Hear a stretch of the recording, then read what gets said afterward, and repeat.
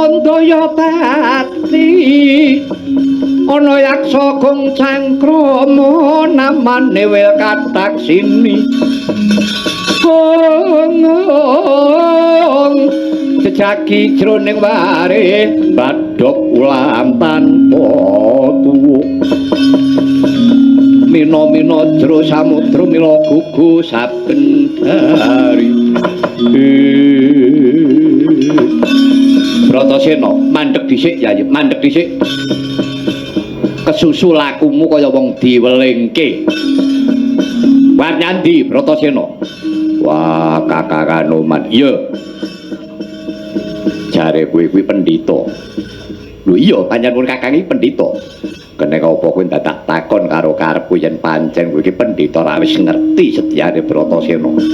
yen ora ngerti karepku lirena utawa dadi pendhita lah ra apa to omong karo wong siji nang ati-ati wah nyelakani tenan yo arep aku iki ngerti karepe menungsa aku ngerti karepmu ning disiki keparinging Gusti aku wedi kualat ora susah dadak wedi kualat kowe tak alilane ayo batangen aku arep nyandi kowe lah njajal karo wong gerak yo kowe kuwi mestuti dawuhe gurumu kowe dikongkon ngupaya banyu suci Perwitasari ya Tirta Prawitasari ya ngono apa ora yo yen pancen kowe wis ngerti njur karepmu arep apa Bratasena pikiran kanthi wening to kowe nyemplung menyang telenging samudra kuwi bakale piye eling kowe iki dilorotake karo gurumu kowe dilorotake karo Begawan Durna kakak Kanoman piye kowe tau meguru apa ora lho ya tau apa kira-kira eneng guru kok nglorope karo murite ayo medine ora eneng nek guru sing apik nek Durna tetep guru sing elek kakak Kanoman piye kowe iki ya guru ya dan pendhita kok elek-elek karo pendhita liyane iki tegese pendhita cek kurang ilmune wedi nek kungkulan wedi nek kalah pasaran lah malah cilaka ta kuwi tublas nek yo ngelingono yayi kowe iki ngelingono ngelingi piye apa kowe iki tanpa nganggo metung Durna kuwi pujangganing Kurawa gelem ora gelem mesti bakal nglorotake ngarah patimu lan maneh Durna kuwi dudu guru ngelmu kuwi gurune wong perang prigeling olah keris titising jemparing kowe meguru karo Durna nek meguru ngelmu kaya sing mbok goleki ora temu kowe kurang apa kowe rina wengi dikepung karo wong pinter-pinter kurang apa Kang Raka Ndarawati Prabu Kresna kurang apa Kang Eyang Saparga Begawan Abiyasa apa kowe lali yen to Kyai Semar kae ya wong pinter lah kuwi rina wengi kena dirubung karo wong pinter-pinter ora mbok takoni ngelmune lah kok malah kowe iki kedarang-darang meguru karo Durna alah golek apa Anoman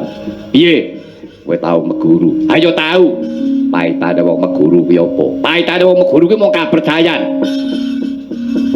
Nadyan to Kakang Kresna wong pinter, kakek Abiyasa kae wong Waskita Semar wong pinunjul ning aku ora percaya. Percayaku karo Durna kowe arep ngopo? Ayo pancen. Oh iya, pancen ya bener. Kowe aku kok jek keblegong terus piye to awakku iki? Wis wigati aku ngeman karo kowe. Bratasena. Piye? Dali, bacut. Bali, bacut. Bali, kudu bali.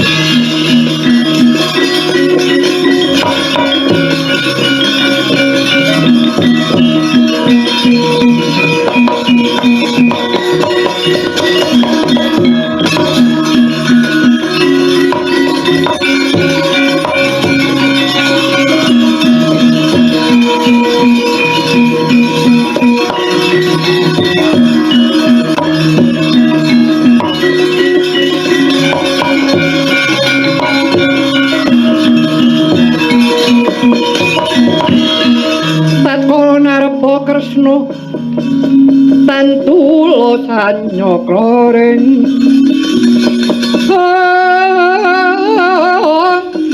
Resiwara Janawi Suta kang munggah kekalih ngrata tertumyako ingkang saratama Anoman piye kula Jun